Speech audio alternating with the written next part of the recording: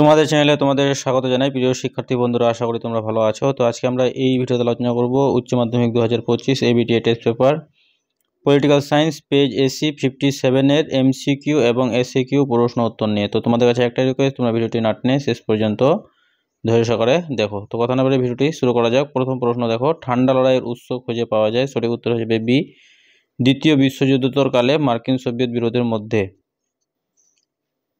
2 নম্বর প্রশ্ন ফুলটন বক্তৃতা দিয়েছিল। সঠিক উত্তর হয়ে যাবে চার্চিল। 3 ন্যাটো সদস্যভুক্ত নয় এমন একটি রাষ্ট্র হলো কিউবা। 4 এশিয়ার একটি সামরিক জোট হলো সিয়াটো। 5 সার্ক সদস্যভুক্ত দেশ নয় চীন। 6 ভারতের পররাষ্ট্র নীতির প্রধান স্তম্ভ হলো জোট নিরপেক্ষ নীতি। 7 সম্মিলিত জাতিপুঞ্জের সদস্য হওয়া প্রতিটি রাষ্ট্রের পক্ষে আবশ্যিক নয়। 8 নিরাপত্তা পরিষদের প্রধান কর্মস্থল হলো নিউ ইয়র্ক। 10 প্রতিটি সদস্য রাষ্ট্র সাধারণ সভায় সর্বাধিক প্রতিনিধি প্রেরণ করতে পারেন 5 জন। 10 সম্মিলিত জাতিপুঞ্জের ভেটো ক্ষমতা নেই।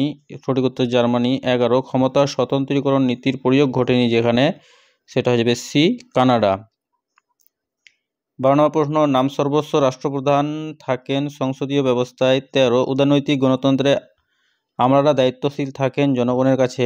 14 সংবিধানের চূড়ান্ত ব্যাখ্যাকর্তা হিসেবে আইনসভা কাজ করে ব্রিটিশ যুক্তরাজ্যে। মার্কিন যুক্তরাষ্ট্রের আইনসভাকে বলা হয়, সঠিক উত্তর হয়ে যাবে কংগ্রেস। 16 রাষ্ট্রের আইনকে কার্যকর করার দায়িত্ব অর্পিত হয়েছে শাসন বিভাগের নিকট।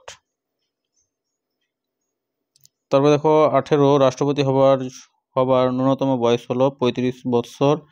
জাতীয় জরুরি অবস্থায় লোকসভার কার্যকালের মেয়াদ বাড়ানো যায় 1 বছর। লোকসভায় কোরাম হয় মোট সদস্যের 1/10 উপস্থিতিতে। ভারতের সংসদের 2টি অধিবেশনের মধ্যে সর্বাধিক ব্যবধান থাকে 6 মাস। জেলা পরিষদের প্রধান কর্মকর্তা হলেন সভাধিপতি।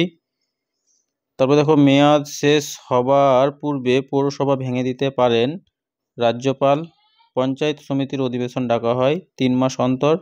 বড় শহরের পৌর প্রতিষ্ঠানকে বলা হয় কর্পোরেশন।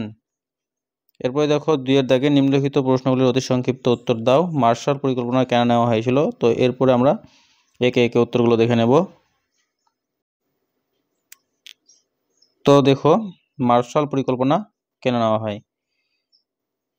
উত্তর, ইউরোপকে অর্থনৈতিক দিক থেকে স্বাবলম্বী করে তোলার জন্য এবং দ্বিতীয় বিশ্বযুদ্ধের পর সোভিয়েত রাশিয়ার অগ্রগতি রোধের উদ্দেশ্যে মার্কিন পররাষ্ট্র সচিব জর্জ সি মার্শাল 1947 সালের 5 জুন যে পরিকল্পনা ঘোষণা করেন তা মার্শাল পরিকল্পনা নামে পরিচিত। এখানে রেপটা ছাড়া পড়ে গেছে। তারপর দেখো অথবা মিডো এর পুরো কথাটি কি? তাহলে middle east defence organization. SALT 1 এর লক্ষ্য কী ছিল? তো সল্ট 1 এর লক্ষ্য ছিল মার্কিন যুক্তরাষ্ট্র এবং সোভিয়েত ইউনিয়ন এই দুই দেশের পারমাণবিক অস্ত্রাগার নিয়ন্ত্রণ এবং শেষ পর্যন্ত হ্রাস করা। অথবা ভারতে কখন এবং কোথায় জোট নিরপেক্ষ শীর্ষ সম্মেলন অনুষ্ঠিত হয়েছিল? তো 1983 খ্রিস্টাব্দে দিল্লিতে এটা হয়েছিল। ওয়ারশো চুক্তি কেন স্বাক্ষরিত হয়েছিল? তো ওয়ারশো চুক্তি স্বাক্ষরিত হয়েছিল সাম্যবাদের প্রসারের লক্ষ্যে 1955 সালের 14 মে ওয়ারশো চুক্তি স্বাক্ষরিত হয়। পঞ্চপ্রধানে এশিয়ার প্রতিনিধিত্বকারী রাষ্ট্র কোনটি? সঠিক উত্তর হয়ে যাবে চীন। প্রতি রাষ্ট্রের পররাষ্ট্রনীতির প্রধান লক্ষ্য কি? নিরাপত্তা রক্ষা ও দেশের সার্বিক উন্নয়ন।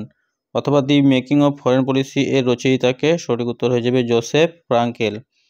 1-2-3 চুক্তি কাদের মধ্যে স্বাক্ষরিত হয়েছিল? আমেরিকা ও ভারতের মধ্যে। সর্বশেষ কোন ঘটনার মধ্য দিয়ে জাতিপুঞ্জ হয়েছিল? তো দ্বিতীয় বিশ্বযুদ্ধের পরে জাতিপুঞ্জ তৈরি হয়েছিল। সাধারণ সভার বর্তমান সদস্য সংখ্যা কত? 193টি দেশ হবে এখানে। কোনো কোনো বইয়ে 192টিও লেখা আছে। কি উদ্দেশ্যে অর্থনৈতিক ও সামাজিক পরিষদ গঠিত হয়েছিল?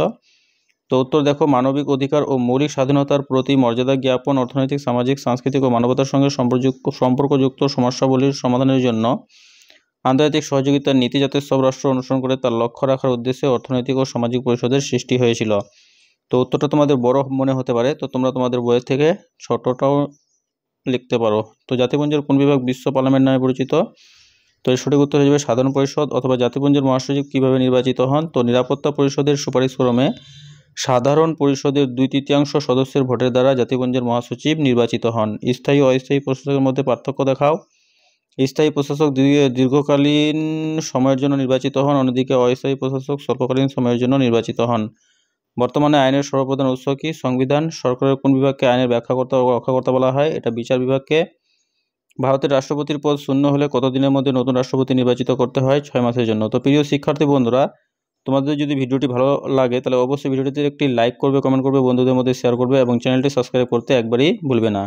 তো কিচেন ক্যাবিনেট বলতে কী বোঝো? এখানে বানানটা ভুল আছে, তোমরা ঠিক করে নেবে। দ্রুত কোনো গুরুত্বপূর্ণ সিদ্ধান্ত গ্রহণের জন্য প্রধানমন্ত্রী 2-3 জন মন্ত্রীকে নিয়ে ক্যাবিনেটের ভিতরেই আরও ক্ষুদ্র একটা কক্ষ বা সংস্থা গড়ে তোলেন, যা কিচেন ক্যাবিনেট নামে পরিচিত।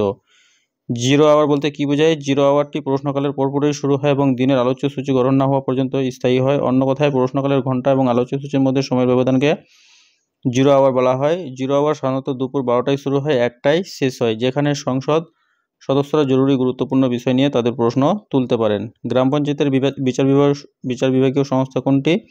তো এটা হয়ে যাবে ন্যায় পঞ্চায়েত। অথবা প্রশ্ন দেখো, মিউনিসিপ্যাল কর্পোরেশনের মূল কার্যনির্বাহী কী নামে পরিচিত? তো এটা হয়ে যাবে মেয়র। তারপর দেখো, গ্রাম সংসদ কাদের নিয়ে গঠিত হয়? তো প্রতিটি গ্রাম পঞ্চায়েতের সকল ভোটদাতাদের নিয়ে গ্রাম সংসদ গঠিত হয়। অথবা পৌরসভার আয়ের একটি উৎস উল্লেখ করো। তো জমি ও বাড়ির ওপর আরোপিত সম্পত্তি কর হলো পৌরসভার আয়ের একটি উৎস। তো প্রিয় শিক্ষার্থী বন্ধুরা, তোমাদের যদি ভিডিওটি ভালো লাগে অবশ্যই ভিডিওটিতে একটি লাইক করবে, কমেন্ট করবে এবং চ্যানেলটি সাবস্ক্রাইব করতে ভুলবে না। তো ভিডিওটি শেষ পর্যন্তই, ধন্যবাদ।